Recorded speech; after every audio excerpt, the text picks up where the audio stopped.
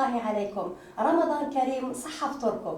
أهلا بكم في برنامجكم الأسبوعي واقع المجتمع الجزائري الذي يأتيكم على قناتكم غوريا تيفي. أقوال كثيرة تدور حول موضوعنا اليوم، فعندما نقول لكم العنف وحش مجنون إذا أطلقته لا يمكنك أبدا أن تسيطر عليه.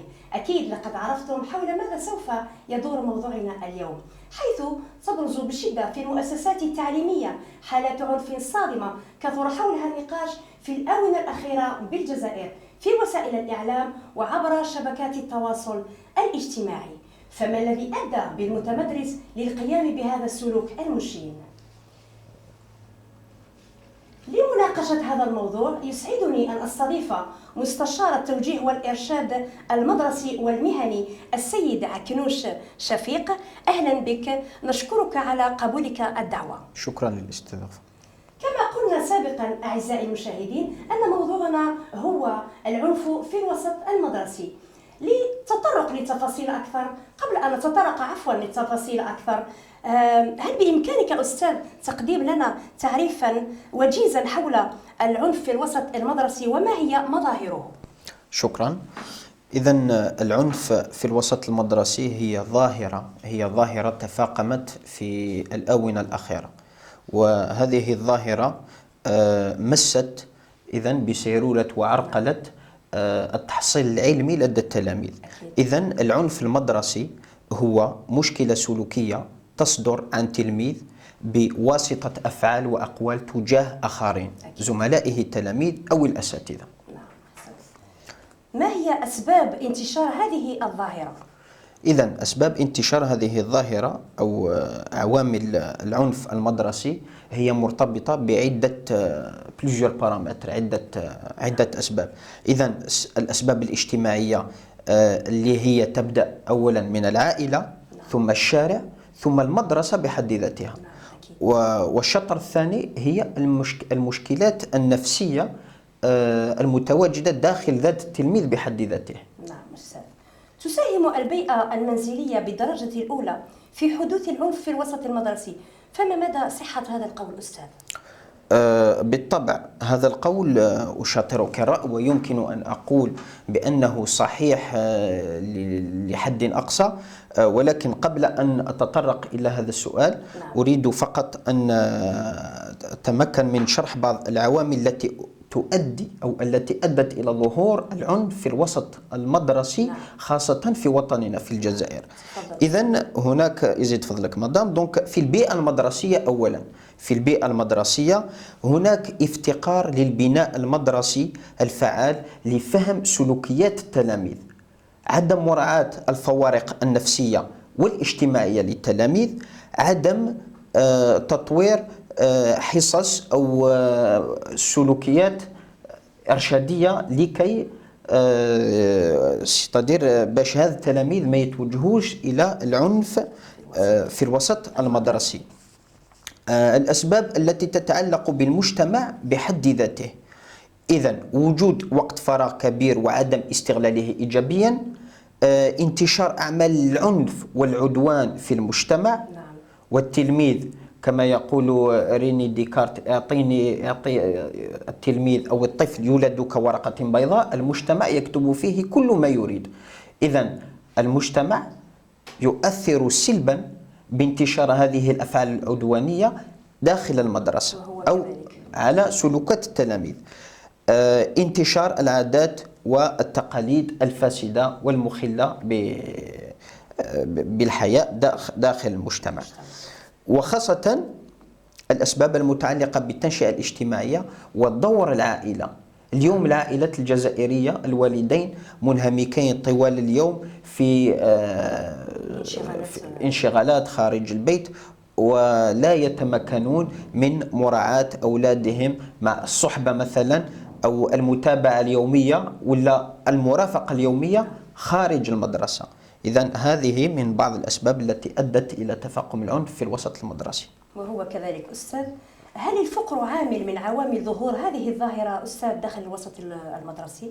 بالطبع عامل من العوامل التي تزن لديها ميزان وثقل كبير. مثلا حينما نقوم مثلا بدراسة الوسط المدرسي في الأحياء الشعبية مثلا في الجزائر العاصمة، نسبة العنف هناك متفاقمة على غرار الولايات الأخرى. طبعا. سيدي كارتي بوبولار، أوساط اجتماعية يعني مكتظة، أزمة السكن، الفقر، كل هذه الأسباب. حينما الزوج مثلا المشاكل الزوجية، الفقر يولد المشاكل الزوجية. حينما الزوج يدخل إلى المنزل لديه 5-6 أولاد، لا يتمكن من اقتناء حاجياتهم اليومية أو المدرسية، إذا الأم تتشاجر مع الأب، إذا مشكلة عائلية. هذا السلوك سيترجم في الغد من طرف التلميذ بشكل عدواني، بفعل عدواني تجاه زميله أو أستاذه. هكذا. هل العنف في الوسط المدرسي له علاقة بالمجتمع الذي تكثر فيه الجرائم وتعاطي المخدرات؟ نعم. هذه الأيام في هذا الشهر الجليل هناك مسلسل يتحدث عن هذه الأحداث بشكل يعني واضح تمام الوضوح. إذن اليوم في المدرسة الجزائرية هناك المخدرات، تباع المخدرات، تروج كل أنواع الممنوعات. وهذا شيء إذا دل على شيء يدل على ما يترجم خارج المجتمع داخل المدرسة. ولهذا تطرقنا لهذا الموضوع لنهار اليوم. ما هو دور الألعاب الإلكترونية والبرامج التلفزيونية العنيفة في حياة التلميذ التي قد تؤدي به إلى القيام بهذا السلوك المشين؟ الألعاب الإلكترونية خاصة في الخمس سنوات الأخيرة، أنا كمستشار التوجيه والإرشاد المدرسي، ومن حيث ما لاحظته ميدانيا في الأقسام، الأستاذ يشرح الدرس، التلميذ مع هاتفه النقال يقوم باللعب يسوى يلعب أو في وسائل التواصل الاجتماعي. إذن هذه الألعاب الإلكترونية أثرت سلبا على مردودية التلميذ من ناحية التحصيل العلمي أولا، وثانيا الألعاب الإلكترونية العنيفة.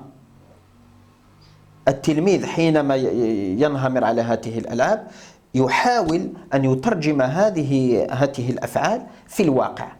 إذن لديها دور فعال، والتأثير تأثير كلي وسلبي على شخصية التلميذ. إذن عموما يجب على الأولياء يجب دائما أن يكونوا مع أطفالهم أو يتبعون دائما التلاميذ في حسن التربية، ويجب أن يكون دائما ملاحظة يومية. نعم. إذن ما هو دور مواقع شبكات التواصل الاجتماعي في هذه الظاهرة؟ إذن دور شبكات وسائل التواصل الاجتماعي في الآونة الأخيرة تمكنت، يعني ماذا لاحظنا في القنوات في الأخبار أو في الجرائد، كانت هناك شبكة تترصد لفئة التلاميذ القصر، لكي مثلا هناك قصة سردت أين طفلة صغيرة ترصد عليها مجرم، أمرها بأن تلتقط صورا لها وهي نصف عارية وترسلهم لها في وسائل التواصل الاجتماعي، وكان هذا دليل، كان يهددها بأنه سينشر الصور إن لم تتمكن من سرقة ذهب أمها وإحضاره له. إذن التواصل لقد تم عبر وسائل التواصل الاجتماعي، فهكذا فيجب على الأولياء مراقبة وملاحظة أطفالهم يوميا لما يروج فيه في وسائل التواصل الاجتماعي، لأنها شبكة إذا تسلطت على الطفل وحتى مراقبة هواتفهم النقالة. الهواتف النقالة. أذكر لنا أستاذ بعض الآثار التي يتركها هذا السلوك الخطير على نفسية التلميذ. إذن هذا السلوك الخطير إذا مورس على التلميذ الذي يتعرض للعنف من طرف صديقه أو زميله في القسم، تترتب عليه مشكلة الخوف، القلق، عدم الاندماج والتسرب المدرسي. عادة ما يؤدي هذا الفعل إلى التسرب المدرسي. وهو كذلك أستاذ، لهذا يأتينا السؤال الذي يشبه قليلا على ماذا سبقت القول: هل التحصيل الدراسي المتدني سبب في ممارسة العنف داخل الوسط المدرسي؟ من حيث الأسباب، لأن العنف اليوم في الوسط المدرسي يمكنني أن أقول بأنه تطور. اليوم العنف لا يمارس من طرف شخص واحد، تلميذ واحد، فهناك جماعات إجرامية تمارس هذا العنف خارج المدرسة. مثلا في الثانوية التلاميذ الذين يتخطون 17-18 سنة يكونون جماعات تمارس على جماعة أخرى العنف. إذن هذا هو المشكل العويص التي تواجهه اليوم المدرسة الجزائرية. أستاذ، البرامج التوعوية والوقائية هل لها دور في التخفيف من حدة وممارسة العنف في الوسط المدرسي؟ نعم بالطبع. أنا بدوري كمستشار التوجيه المدرسي والمهني، إذا لدينا رزنامة مسطرة من طرف وزارة التربية الوطنية، وهي حصص إرشادية توعوية وقائية. لدينا شطرين أو 3 أشطر على مدى السنة في كل فصل نقوم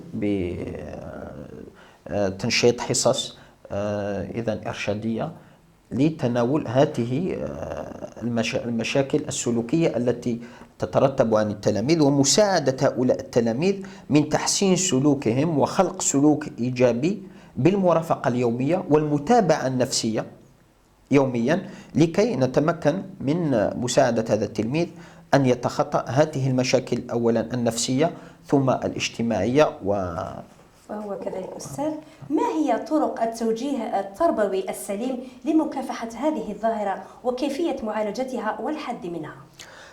إذن أولا هناك دور العائلة، الأبوين في المرتبة الأولى، لأن العائلة سابقا لعبت دور هام، وخاصة الأم لعبت دور هام في بناء المجتمع في السنوات الماضية. اليوم كما سبقت وأن قلت في الأول، الوالدين أو الأبوين كلاهما يعملان، كلاهما منهمكان في ربح القوت اليومي. الأطفال هم في الشارع أم في المدرسة في وقت خروجهم من المدرسة، إذن هم في الشارع إلى وقت التحاق الأبوين بالمنزل. إذن في هذه الفترة هم فريسة للمجرمين المتواجدين في الخارج. إذن الأبوين يجب أن يقوموا بملاحظة يومية ومكثفة لأولادهم.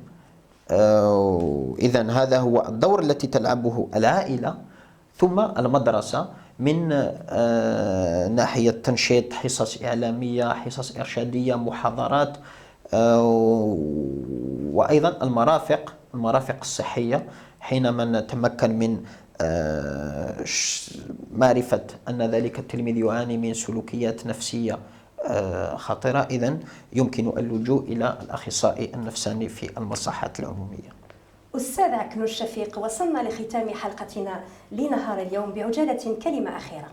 إذن أشكركم على حسن الاستضافة، الشكر خاص لقناة غورايا تي في، وإن شاء الله سنلتقي مرة أخرى لنتناول مواضيع أخرى إن شاء الله. شكرا لك أستاذ. شكرا لكم. أعزائي المشاهدين، وصلنا لختام حلقتنا لنهار اليوم، إلى حلقة أخرى وموضوع آخر.